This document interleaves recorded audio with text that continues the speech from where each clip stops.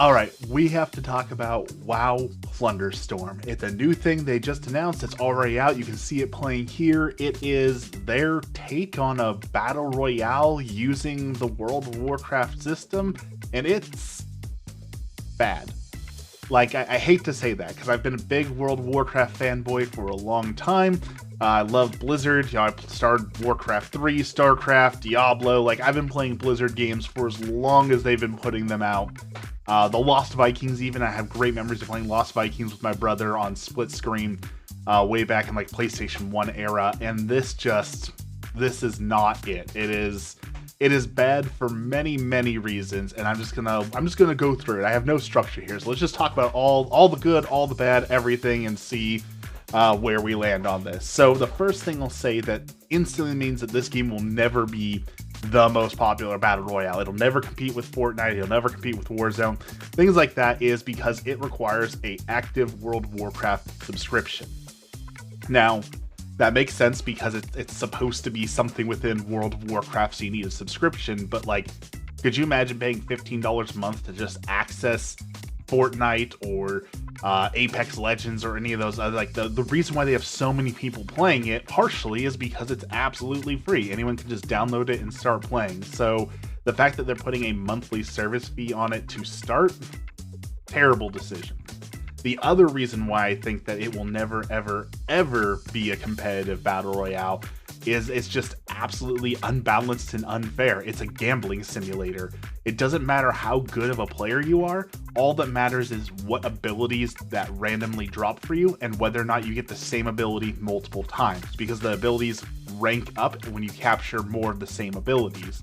So even the best player in the world, if he just got unlucky drops, would not be able to place. Whereas when you're talking about like Call of Duty, Fortnite, Apex Legends, yes, there are better and worse guns, but a skilled player with a bad gun is still better than an unskilled player with a good gun, right? Because those fundamentals for playing the battlefield, for how to engage, how to use weapons, all those sort of things can come into play. Whereas here it's just, oh, I got bad drops, so I really don't stand a chance. And some of the spells are just straight up way too powerful, whereas other ones are just basically useless, and you get what you get and you win based on that. The other reason, this is something we're seeing something that's happening in Fortnite a lot, where it's like you win by not playing the game, the people who just hide in the bushes for a super long period of time. People are already releasing guides for this and saying the best strategy for unlocking the unlocks and getting high scores is to not play the game. Your job is to avoid all the other players and just try and find spells that allow you to hide and run away, and then you can make it to the top 5 at the end super easy by just not playing the game. And that's just bad game design, right? Like, if the way to get a high rank, if the way to beat the game is to not play it as it's intended, to avoid other players, to avoid fighting, that's just bad, right? If everyone's avoiding engaging each other, then you're just not going to have a fun time in the game. So those are like the big gripes that I just come out of the gate with, saying that this will never be a popular or good game mode because of that.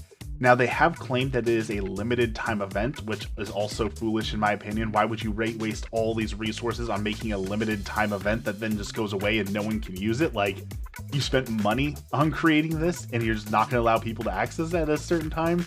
But the thing is that they're saying they're going to bring in other modes or make changes to it, like have seasons, things like that. I don't mind having access to it full time and playing on it, but it requires 60 people to fill a match. There's no bots.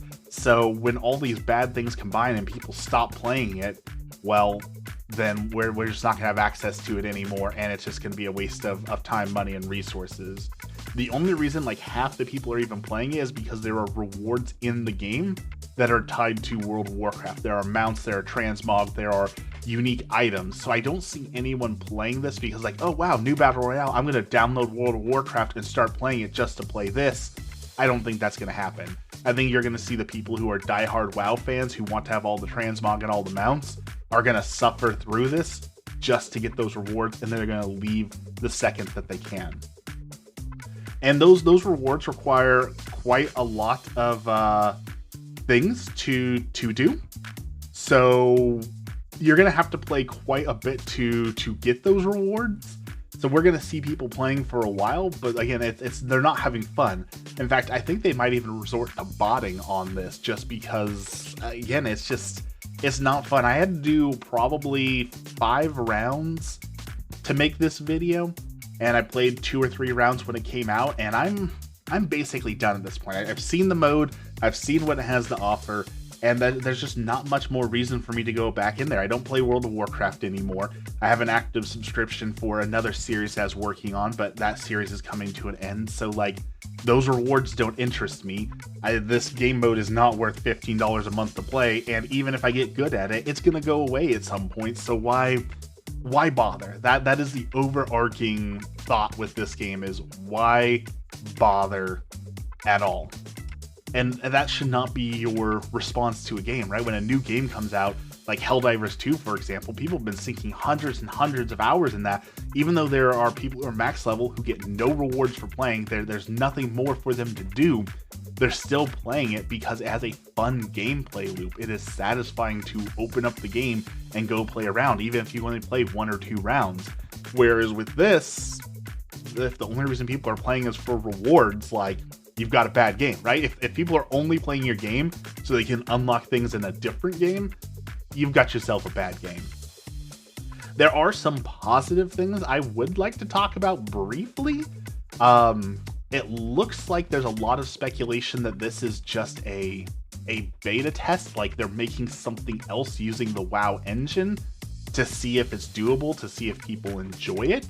And if that's the case and we get something else new out of this, I would definitely be curious to see what they can do. Clearly, the WoW engine is capable of some new things we hadn't thought previously possible.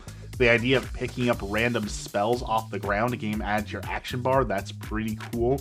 The idea of leveling things up. So there's some concepts there that are good. And I think we're going to see something come out of this probably in a year or 2, and that could be good. So I'm happy for that. I like the idea of building your own class. I like the idea of, I want to do a stealth build, so I'm going to go find stealth spells, or I want to go like a melee build, so I'm going to find melee spells. I like that idea. I think that'd be cool if they can implement this into the WoW side too. A build your own class is something people have always wanted in WoW, and a lot of the illegal servers have that. They have the ability to mix and match classes where you're like, oh, I'm a death knight, but I have paladin spells, but I also use a couple warrior stances and things like that. So if that gives us the ability to multi-class, where like merge classes together, I'd be really happy to see that. That's something that might bring me back to World of Warcraft for a little bit of time. It runs well. I'll give them that. 60 people all on a battleground, never experienced lag or issues. There are some people saying, like in oceanic realms and things like that, that the servers have too much lag because they're not dedicated servers that are close to them. I can't speak to that because obviously I'm not in the oceanic servers. I don't use any of that. There's some new effects that look nice, like the fire tornado looks a lot of fun, you saw there. So there are some fun things about it, and if this was a technical demo, I would be a lot more impressed. If this wasn't a whole game mode that I'm paying $15 a month for, if this was them saying, here's a tech demo for something that we're going to have for you coming up, I would be really impressed. But as a standalone game mode, not very impressive. I do like the idea that you can change your character at any time to whatever you want, kind of like skins in Fortnite. I like the idea for WoW. I like the idea of being able to change your character to fit a story or whatever you want to go for. So I'm excited to see if that kind of bleeds into World of Warcraft. But that's all I can say for the positives. That was like 2 minutes of talking positive about the game. That's a bad sign. And I know there are some people who are saying they have fun with it, but we're on day 2 and the player base is already dropping like flies. So yes, it's fun because it's new and exciting, but after 1 or 2 plays, is it new and shiny anymore? No. Here you can see I'm looking at the rewards, and you can see this requires, I've been playing, like I said, like 6 or 7 matches, and I only have rewards 2 unlocked, and this thing goes all the way up to 40. So you're required to put a lot of time and effort into this if you want to unlock all those rewards for WoW. And we know fear of missing out is a huge powerhouse in WoW. That's why some people stay subscribed forever, because they don't want to miss out on limited time rewards, which basically makes this a gacha game, with the gambling, the emphasis on gambling to get the right items means that you're just gonna have to play this over and over and over and over and over again, and that's what they want, right? They want you logged in for long periods of time because this is gonna show, look how exciting this is. We have hundreds of thousands of players logged in for hundreds of hours. None of them are having fun, but you know, they're there because they have fear of missing out on the rewards. And again, if that's the only reason you're playing the game is because you want the rewards, then the game mode's bad. So overall, if you have a WoW subscription, play it, right? Like, it's there, it's already included in your subscription. You might as well enjoy it for a minute or two if you can, especially if it's limited time and does indeed go away like they're threatening to do. But if you don't have a subscription, I would be hard pressed for anyone to pay $15 a month to be able to access this, because I have a feeling you're going to play 2 rounds and be like, well, that was kind of bad, and then put it away and never touch it again. I really feel like that's going to be most people's impression of it if they're not already actively playing World of Warcraft. So that's the game in a nutshell. I wish there was more to talk about, but there's no other, like, there's no other areas, there's no other events. The map is the map. It's got the storm mechanic like Fortnite, you know, the storm circle closes in. It's just, it's a shame to see. This is the death rattle of Blizzard, in my opinion. Blizzard used to make games that changed the market forever. Warcraft and StarCraft changed the RTS competitive scene forever. Diablo spawned a whole genre of hack and slash clones. World of Warcraft revolutionized the MMO market. Even Overwatch had some unique things to bring to it.